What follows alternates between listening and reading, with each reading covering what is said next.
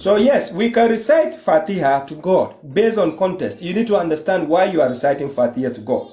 Being shown guidance is different from what? Being guided.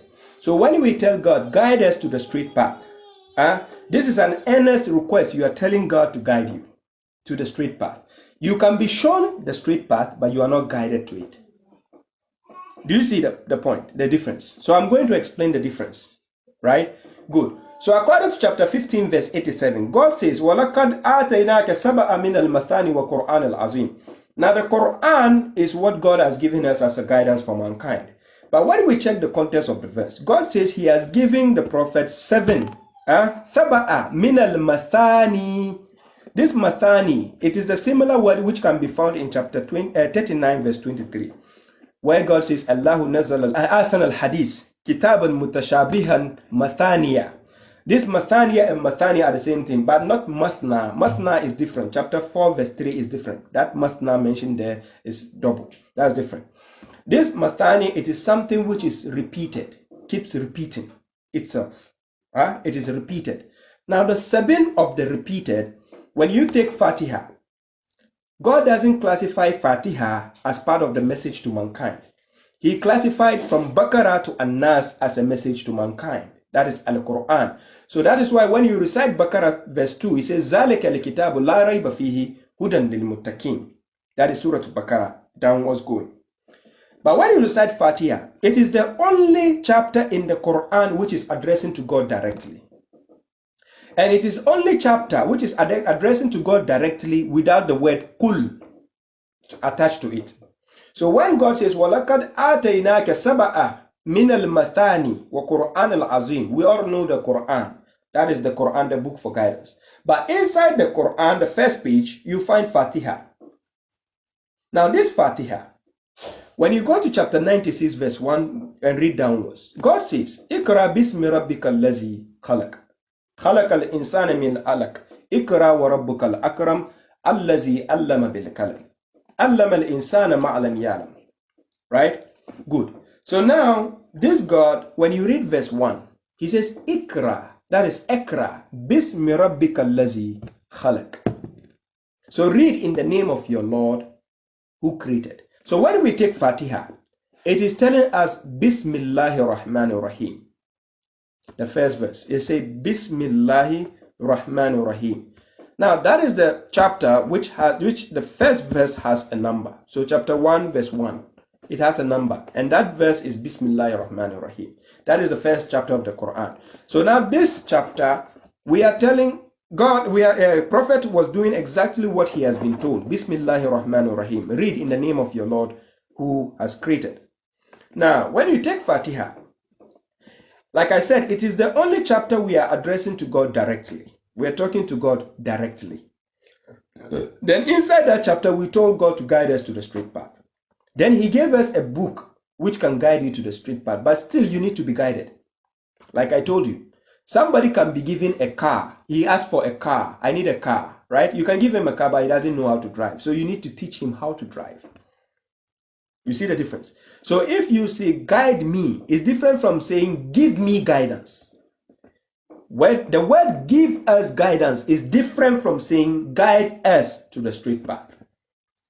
If the verse should have said give us guidance, and God says wahaza hudan, this is guidance, then that would be a contradiction if we are calling on God again to guide us. But because the verse doesn't say give us guidance, it says guide us to the straight path.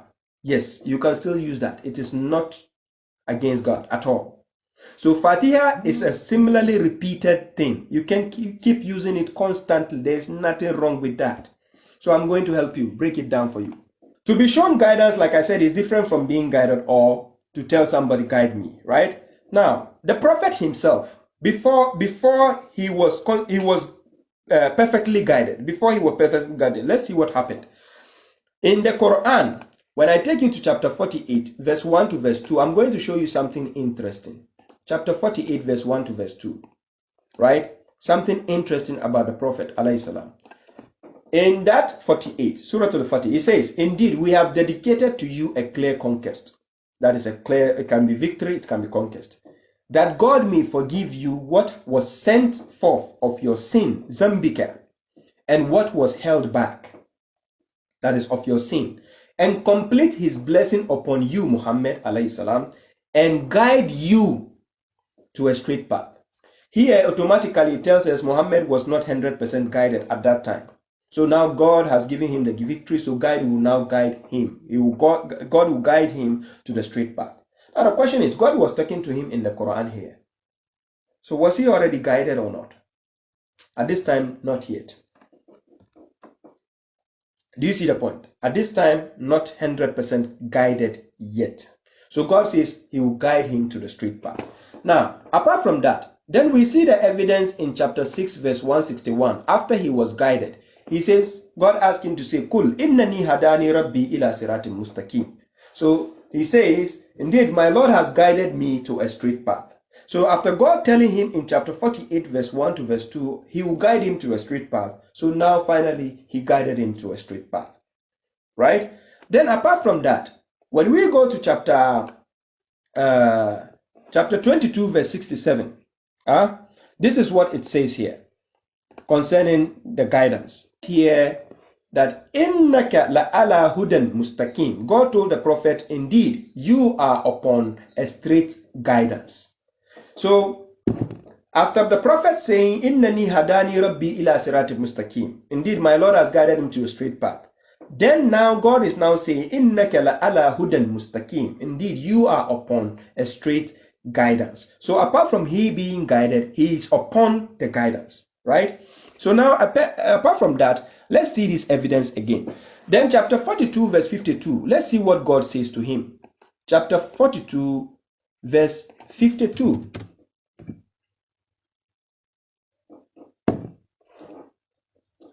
Chapter 42, verse 52, right? So let's see what God says. He says, and thus we have inspired a spirit of our command to you, Muhammad. You did not know what was the book or the faith. You did not know. That is before he was guided. He didn't know. But we have made it a light by which we guide whomever we will among our servants. So by the book, God will guide whomever he wills. And indeed, you shall guide to a straight path. You, Muhammad, after you have been guided, you shall guide, because you have been given the book of guidance. So you call people to it, and you shall guide. That's why God called him, if I remember the verse in chapter 33, verse 45 to verse 47. Let's see what God says concerning Muhammad. Where God says, Ya ayyuhan nabiyyu, inna arsalnaka shahidan wa mubashiran wa nazira, wa da'iya ila Allahi bi iznihi, wa sirajan munira. Then he says, وَبَشِّرِ الْمُؤْمِنِينَ بِأَنَّ لَهُمْ مِنَ اللَّهِ فَضْلًا كَبِيرًا. Right? So now he can now guide, because he's calling you to something, so he can tell you the guidance. Here it is. So he can guide. That is, if it is following the guidance of God. Right? So now, we have seen all this context, but after that, listen to what Muhammad himself said. Does that mean after he is upon the straight guidance, does that mean that is it? He cannot go astray? Does that mean he cannot go astray? No. Let's check. Yes, he can go astray. So chapter 34, verse 50. Check what Muhammad said. ضللت فإنما أدل على نفسي وإن اهتديت فبما يوحي إلي ربي إنه سميع قريب.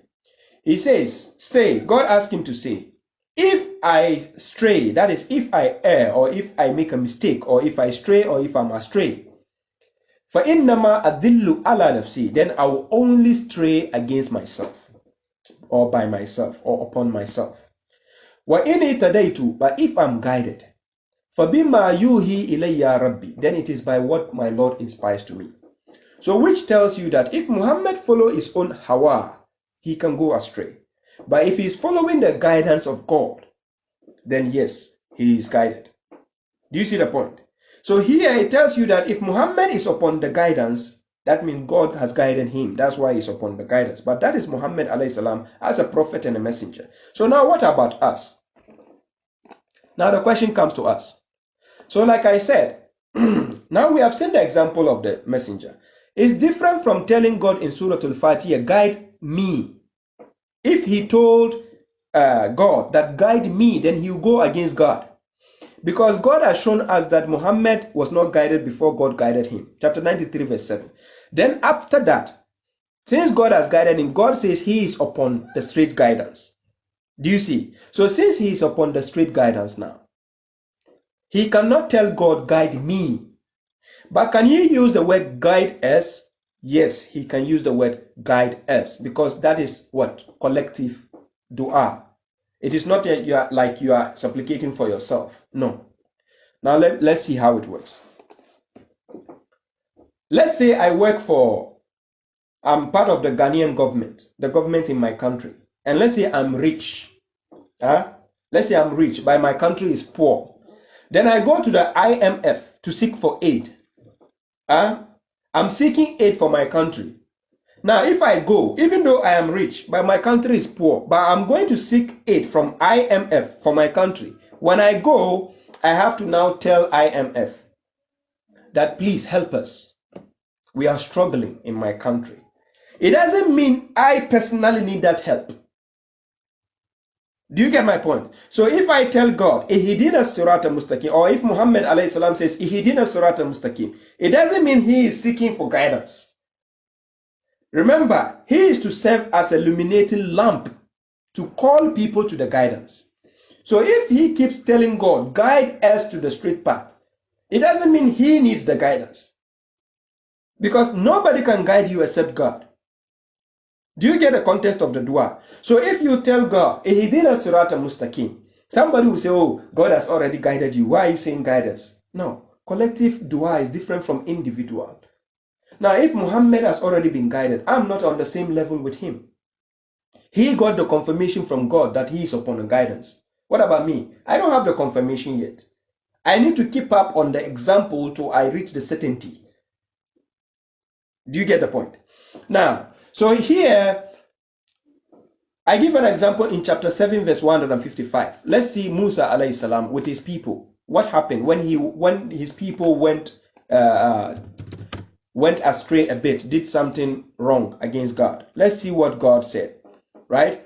Chapter 7 verse 155 concerning Musa alayhi salam and his people, right? I'm going to show you the evidence. Now, and Moses selected 70 men from his people for our appointed time. And when the tremor, that is the earthquake, seized them, Moses said, Lord, if you had willed, you could have annihilated them earlier together with me. Even though Moses wasn't part of people who took the calf, who were worshipping idols. He wasn't part of them. But God shook the earth, including Moses. So now, will you annihilate us for what the foolish among us have done? It is only your trial by which you send whomever you will astray and guide whomever you will. You are our guardian, so forgive us. Now the question is, why do you think Moses said forgive us? Moses wasn't part of the criminal act. He wasn't part of that act they did. His people did. The people took a calf after Moses and they're worshipping it. And God informed Moses. So read the verse by context, chapter 7 verse 150 downwards. You understand what is being said. You understand? So chapter 7 verse 155. Moses now told God, so forgive us. So is it wrong for Moses to say forgive us? Even though he didn't sin, this is a collective dua. It's allowed. So if I read Fatiha, even though I have guidance, or let's say I am Prophet Muhammad, for example, alayhi salam, and I said to God, guide us, it doesn't mean I am personally asking God to guide us, to guide me. No. Guide us to the straight path is a collective thing you can say. Just like Moses told God, forgive us. He wasn't part of the criminals. But the reason why he was saying forgive us, because he is the lead. So he is praying on behalf of people who have not been forgiven. Do you get my point? So similarly, if I tell God, guide us to the straight path, I'm not the one asking for guidance. I might be on the straight path, but when I say guide us, because I'm leading other people to the guidance. So when I say guide us, it is a help I need from God to keep guiding a collective people, group, to the guidance. So Fatiha is allowed. You can use to invoke God. There is nothing wrong with that. That is clear. It's a collective dua. right? It can be used to invoke God, right? So God explains in chapter 48 verse 20, he will guide you to the straight path. And chapter 16 verse 104, if you don't believe in the verses of God, he will not guide you. Chapter 4 verse 175, he will guide you to the straight path. He will guide us, the believers, to the straight path. Chapter 29 verse 69, he will guide us to his ways. Then chapter 5 verse 15 to verse 16, it tells us that God has given us the book, and by the book he will guide us to the ways of peace. Like I said, being shown guidance is different from being guided. According to chapter 6 verse 153, God is showing us guidance. He says, وَأَنَّ هَذَا صِرَاطِي مُسْتَقِيمًا فَاتَّبِعُوهُ. This is my straight path, follow it. Right? So now, if you are being shown guidance, it's different from I'm guiding you. You understand? So chapter 22 verse 16, it tells us that by the verses of God, God will guide whomever he intends, right? But when you go to chapter 17 verse 82, God says, وَنُنَزِّلُ مِنَ الْقُرْآنِ مَا هُوَ شِفَاءٌ وَرَحْمَةٌ لِلْمُؤْمِنِينَ وَلَا يَزِدُ الظَّالِمِينَ إِلَّا خَسَارًا. So by the same Quran, some people can be guided and some people can be in error. They can become losers. So now, according to chapter 10 verse 9, if you are a believer, doesn't mean you are guided. So God says, إِنَّ الَّذِينَ آمَنُوا وَعَمِلُوا الصَّالِحَاتِ يَهْدِيهِمْ رَبُّهُمْ بِإِيمَانِهِمْ. So it is by your faith God will guide you. So if you are a believer, it doesn't mean you are actually guided. It takes time to be guided. So you can still say, Ihdina Sirata Mustaqim, guide us to the straight path, right? So now, according to chapter 64 verse 11, it tells us that whoever believes in God, God will guide his heart. So if you are a believer, doesn't mean you are automatically guided. You can still tell God, guide us to the straight path. So chapter 3 verse 8, we tell God, رَبَّنَا لَا تُزِغْ قُلُوبَنَا بَعْدَ إِذْ هَدَيْتَنَا. God, do not deviate our hearts after you have guided us. No, God doesn't do that. If you are a believer, why will God deviate your heart? The reason is chapter 9 verse 115. God says, God is not to send somebody astray after he has guided him, unless he has explained to you what you should be careful of. So now this is why the prophet said in chapter 34 verse 50, Kul in dalaltu fa innama adillu ala nafsi. If I err, then it is by my own self. Right? So if God has guided you, it is you who can send yourself astray. God doesn't send you astray after actually guiding you. Do you see the point? So chapter 25 verse 77 of the Quran, God says, if not because of our dua, our invocation, he wouldn't have cared for us. So it is by your dua God will care for you. That's why he says, Adu'uni astajib lakum. Invoke me and I will respond to you. Right?